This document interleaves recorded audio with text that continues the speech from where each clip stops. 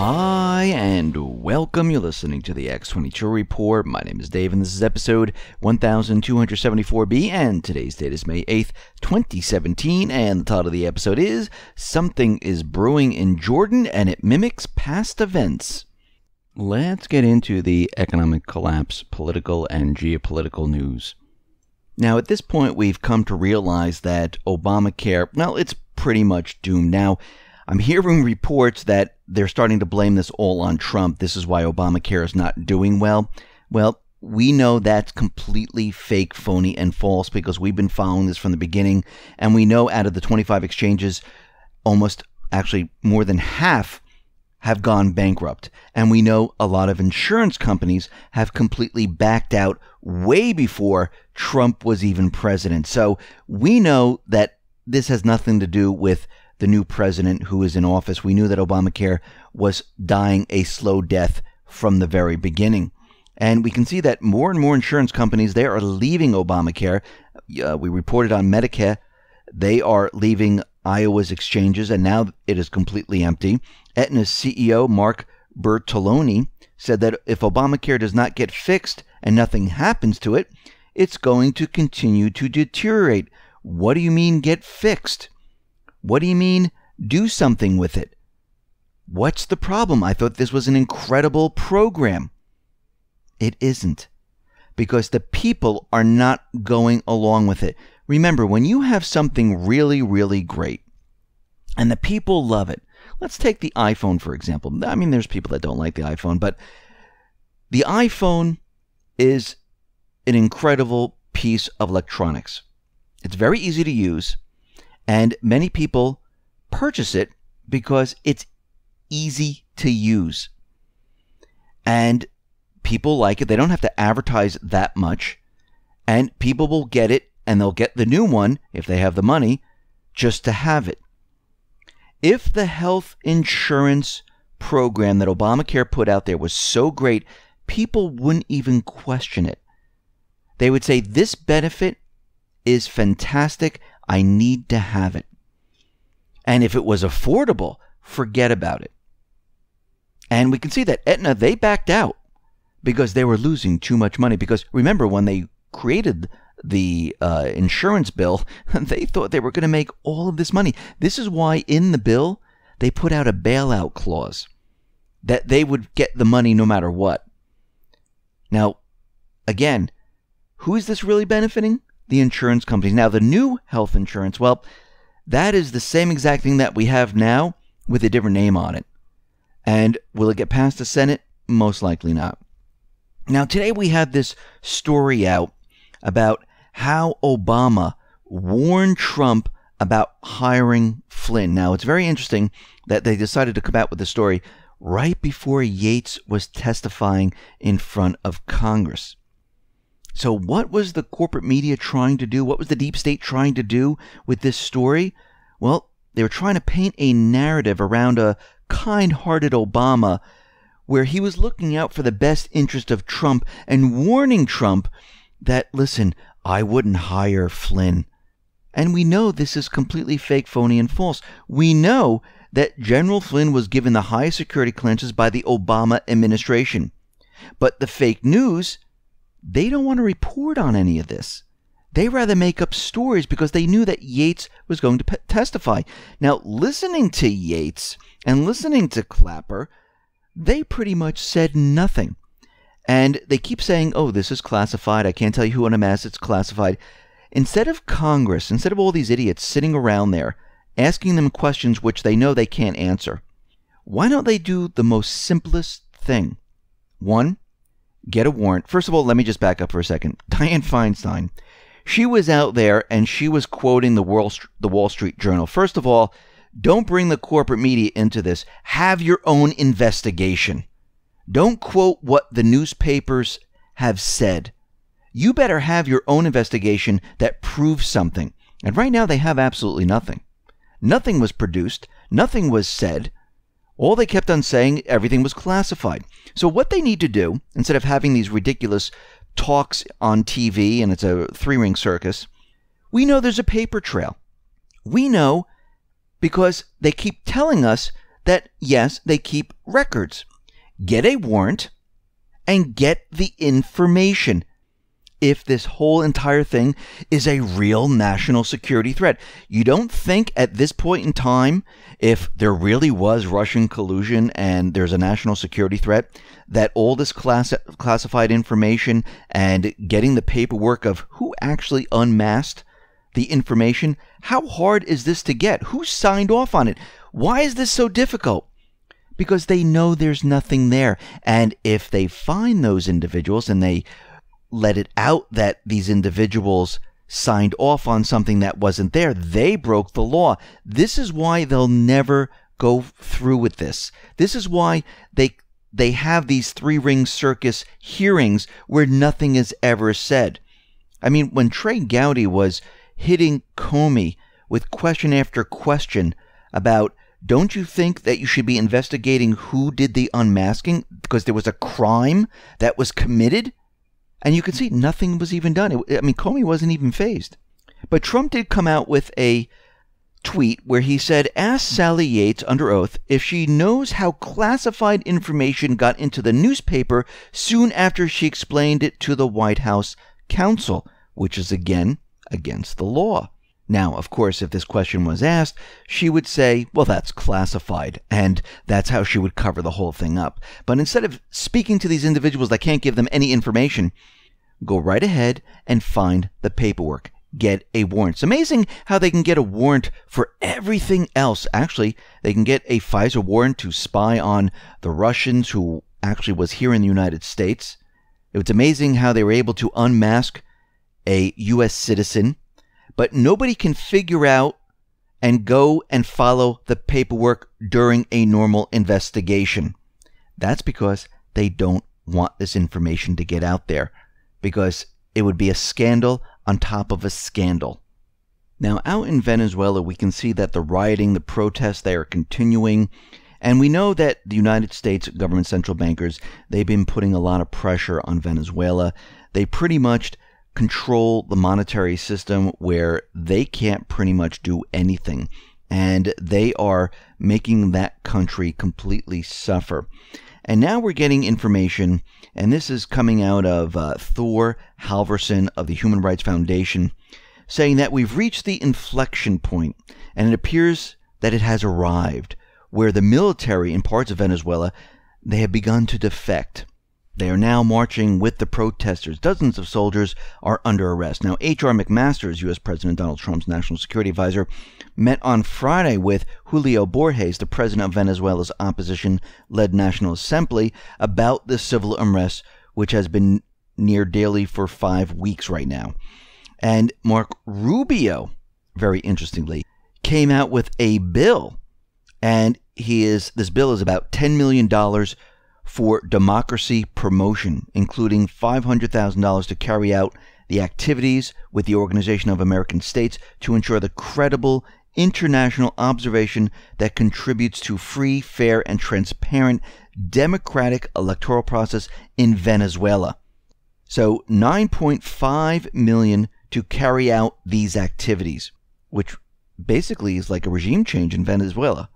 So the bill introduced by Marco Rubio and Ben Cardin also plans to instruct the U.S. Secretary of State to use the U.S. permanent mission to the OAS to take additional steps to help Almagro, who has had a hostile obsession with Maduro government while turning a blind eye to human rights violations by right-wing regimes in the region, continue with his attempts to throw out Venezuela from the organization. So basically what he's saying is we're going to help have a regime change, and we're going to take this money and we're going to use it to have regime change, and we're doing this out in the open now. I mean, this is just unbelievably and amazing, where they're not even covert about this. They're out there saying, yes, we want regime change in Venezuela. Well, how about we let the people actually decide, and the United States decides to back off and let them decide what is going on. And when I say back off, I mean back off completely, where the United States removes the sanctions, the United States removes the pressure on the banking system, the United States removes the embargoes, removes all of it, and let the country be, let the people decide without U.S. interference. But guess what? the central bankers, they want a regime change in Venezuela. They want it for a very long time. They want to get their hands on that oil, and they want to prop up the system by using the oil, by placing the dollar on the oil and having being sold using the dollar. This is what they want. Plus, if they can get Venezuela, guess what? They're able to put a dent in the BRIC system. Now, out in North Korea and South Korea, well, in South Korea, we understand the elections are coming up on May 9th, and we're getting word that the frontrunner, Moon Jae-in, well, right now, he's in the lead, but we're getting word that the deep state, the central bank, they might do something to make sure that he doesn't win. And we will have to see how this all plays out, because we know the deep state doesn't want a president in there who's going to work with North Korea, who's going to have a dialogue with North Korea, because this will basically ruin all of their plans. And this will not be good for them. Now, out in France, we know that Macron, he just won the elections in France. Now, this was a paper ballot. It was in a clear box, but there are rumors that something was happening in certain areas, but it doesn't really matter anymore because they got the banker in there, and he's going to do everything that Hollande has done, which means that nothing is going to get done. And the bankers, once again, have full control of the entire country. And, of course, Macron is going to stay with the EU. He wants immigration. He wants everything opposite of what Le Pen was for. And we can see right now that this is not going to help the EU. The system is going to collapse on its own while the EU is holding the reins. Because we can see out in the EU, out in the United States, and around the world, that the system, the global debt, guess what? It cannot be sustained. This whole system is about to implode, and they know it. And the whole thing is going to go down around them. Now, they have to get their narrative straight to explain away why all this happened. And this is why they're trying to push for war. This is why they're trying to point the fingers at other areas, because they don't want to be blamed for all of this. Now, we see Saudi Arabia. They are now basically picking a fight with Iran. And the Saudi Arabia Kingdom, Deputy Crown Prince Mohammed bin Salman, the man who is now effectively in charge of Saudi oil policy, ruled out any dialogue with Iran and pledged to protect his conservative kingdom from what he called Tehran's efforts to dominate the Muslim world. He said, "We know that we are a main goal for the Iranian regime. We will not wait until the battle comes to Saudi Arabia, but we will work to have the battle in Iran rather in Saudi Arabia."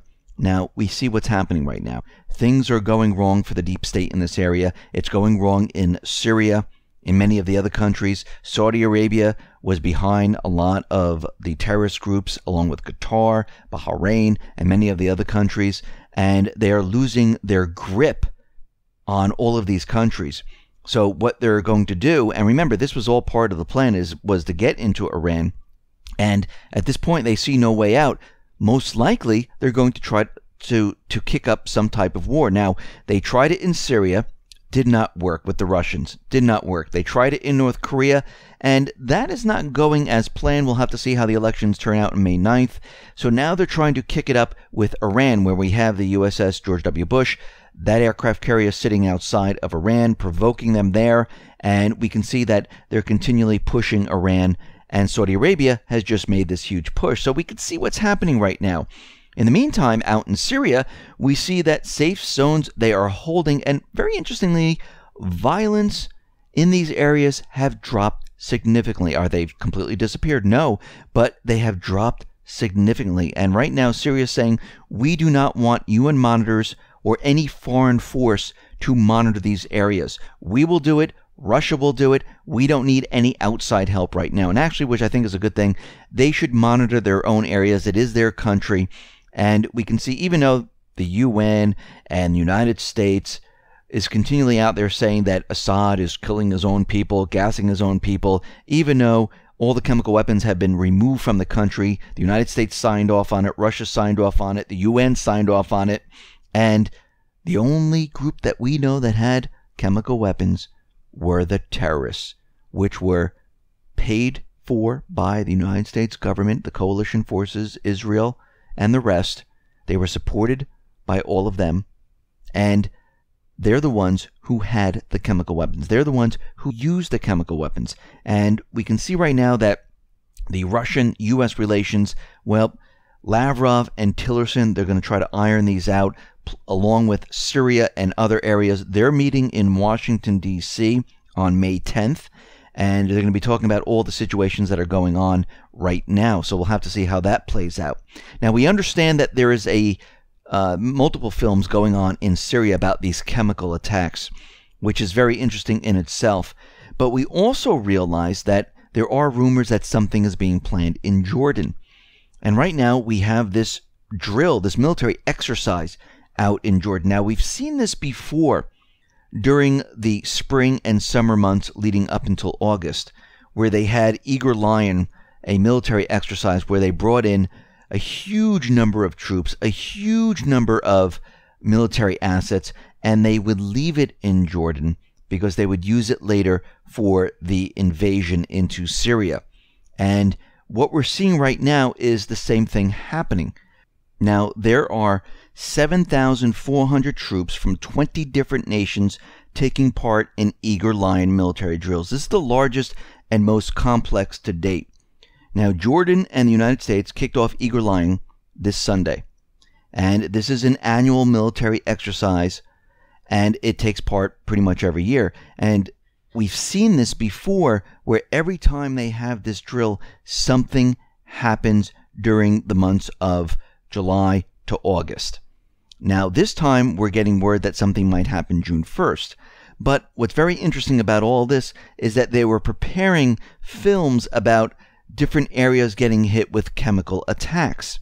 So when we put all this together, we can see that this might be a plan for their last attempt to get into Syria. Now, the highlight of this year's war game is that for the first time ever, a global strike mission will be conducted by 2 U.S. Force B-1B bomber aircraft. These are long-range multi-mission bombers.